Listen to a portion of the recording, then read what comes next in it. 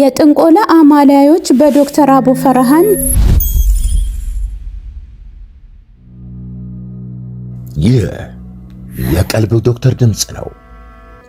አልሐምዱሊላህ። ታካሚዎቻችን የሚድኑ በእኛ ኃይል እንዳይመስሎት በአላህ ኃይል ብቻና ብቻ ነው።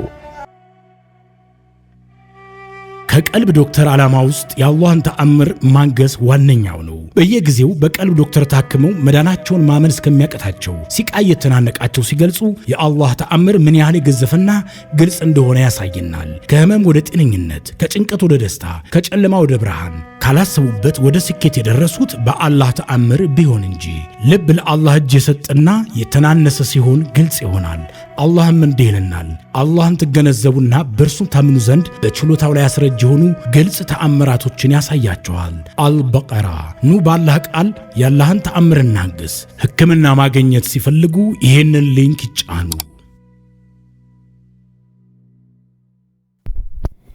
ይህ ስራ እጅግ በጣም ብዙዎችን ለእልቂት ብዙዎችን ደግሞ ለጥፋት ዳርጓቸዋል።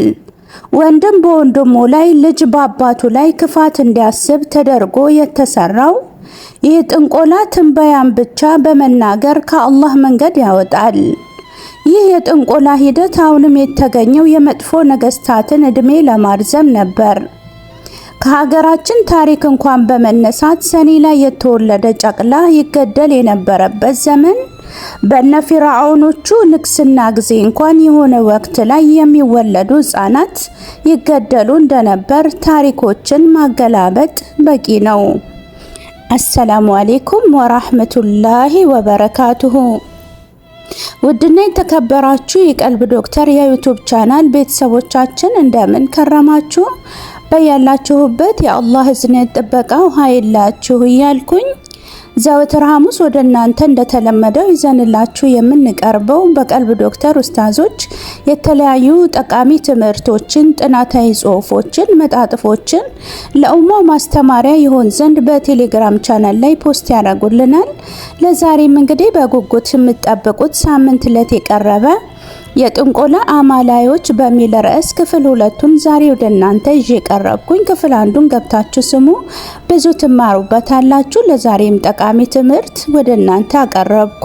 እስከ ፍጻሜ አብራችሁኝ እንድትቆዩ በትህትና በአክብሮት እየጠየቅኩኝ አዳዲስ የቀልብ ዶክተር ቤተሰቦችም ካላችሁ እንኳን ደህና መጣችሁ። ቻናሉን ሰብስክራይብ አድርጉ፣ ተቀላቀሉ። የሚለቀቁ ቪዲዮዎች ቶሎ ወደ እናንተ እንዲደርሳችሁ ይሆናል ማለት ነው። ወደ ዛሬ ትምህርት እናምራ። የጥንቆላ አማላዮች በዶክተር አቡ ፈርሃን ክፍል 2 ዛሬ ሁለተኛ ላይ የሚገኘውን የሆሮስኮፕ የውልደት ወራት ጥንቆላ እናያለን። የሆሮስኮፕ የውልደት ወራት ጥንቆላ ለጠንቋዮች ከሙሳ አለይሂ ሰላቱ ወሰላም አንስቶ እስከዛኛው ዓመተ ልደት እየጠቀማቸው እየተጠቀሙበት ይገኛሉ። ይህ ሰው ቢወለድ እንዲህ ነው፣ ይህ ሰው በዚህ ቀን ከተፈጠረ ይህ ነው እያለ የሚጠነቁለው ሆሮስኮፕ ሙሉ ለሙሉ ከእስልምና የወጣ ነው። ይህ የሸይጣን ስራ በእነርሱ ላይ ጠባቂ ሆነው የተሰሩትን ኮከቦች በመርገም በዛኛው ላይ የሰውን ማንነት በመቅረጽ የሚያውቁትን የሰው ባህሪ በሙሉ በኮከቦቹ በመሰየም ለምሳሌ ግንቦት ላይ የተወለደ ሰው እንዲህ ነው፣ መስከረም ላይ የተወለደች ሴት ያገባ ስራው ይህ ነው፣ በዚህ መልኩ ይኖራሉ በሚል አይነት የአንድን ሰው አናኗር በምን መልኩ መሆን እንዳለበት የሚያቀነቅን ነው። ይህ ስራ እጅግ በጣም ብዙዎችን ለእልቂት ብዙዎችን ደግሞ ለጥፋት ዳርጓቸዋል። ወንድም በወንድሙ ላይ፣ ልጅ በአባቱ ላይ ክፋት እንዲያስብ ተደርጎ የተሰራው ይህ ጥንቆላ ትንበያን ብቻ በመናገር ከአላህ መንገድ ያወጣል። ይህ የጥንቆላ ሂደት አሁንም የተገኘው የመጥፎ ነገስታትን እድሜ ለማርዘም ነበር። ከሀገራችን ታሪክ እንኳን በመነሳት ሰኔ ላይ የተወለደ ጨቅላ ይገደል የነበረበት ዘመን፣ በነ ፊርዓውኖቹ ንግስና ጊዜ እንኳን የሆነ ወቅት ላይ የሚወለዱ ህፃናት ይገደሉ እንደነበረ ለማወቅ ታሪኮችን ማገላበጥ ብቻ በቂ ዕውቀት ነው። ይህ አሁንም ከኢስላም ያልሆነ ጥንቆላ ነውና ልንርቀው ይገባል። ሙስሊም የተወለደበትን ቀን ሌሊት ለወደፊት ማንነቱ ምንም ጠቃሚ አይደለም። እወቁ፣ ሁላችንም የተፈጠርነው ለአንድ ዓላማ ብቻ ነው። ይህ ሆሮስኮፕ የተሰኘው የጥንቆላ መተግበሪያ አመጣጡ ከባቢሎናውያን ሲሆን እነኚህም ህዝቦች ኮከቦችን በማንበብ የሚተነብዩ ጠንቋዮችን በመሰብሰብ የወጣ የሳሂሮች የሸይጣኖች ጭፍሮች መጠራቀሚያ ነው። እነኚህ ኮከብ ቆጣሪ የተሰኙ ግለሰቦች ሳሂሮች በየዓለማቱ ተበትነው የሚገኙ ሲሆን ግልጽ ውስጥ እጅግ በጣም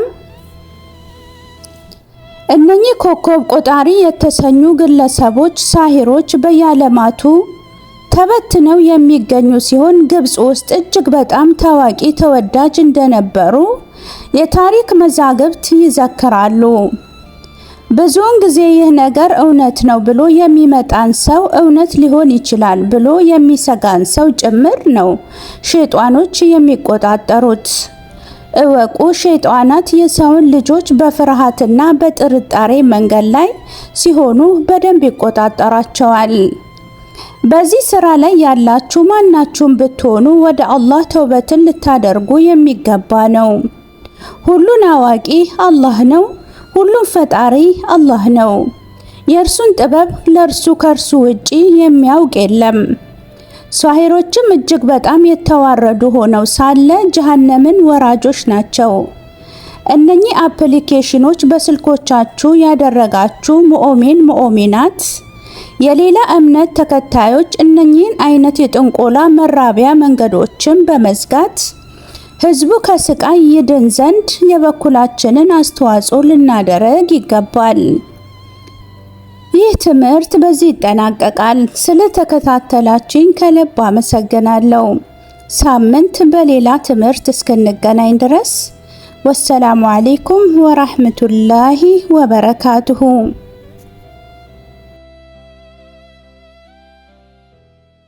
እንኳን ወደ ትክክለኛው የአፍያ መንደር በሰላም መጡ። የቀልብ ዶክተር በሲህር በጅን በአይንናስ እንዲሁም የስነ ልቦና ጫና የደረሰባቸው የሰው ዘር ፍጥረታት በሙሉ ታክሞ የሚድኑበት ነው። ሕክምናው በቁርአን፣ ሕክምናው በአስካሮች፣ ሕክምናው በዱዓዎች በሰደቃ የሚካሄድ ሲሆን ነቢያዊ ሱናን በተመረኮዙ እጅግ ጥበብና እውቀትን ባካበቱ የሩቃ ዶክተሮች ይታከማሉ። እወቁ፣ ሕክምናው ሸሪዓዊ ብቻ ነው። አያምልጦት፣ እድሉን ይጠቀሙ። ባሉበት ሆነው ራስዎን ያክሙ። ሕክምና ማግኘት ሲፈልጉ ተከታዩን ሊንክ ይጫኑ።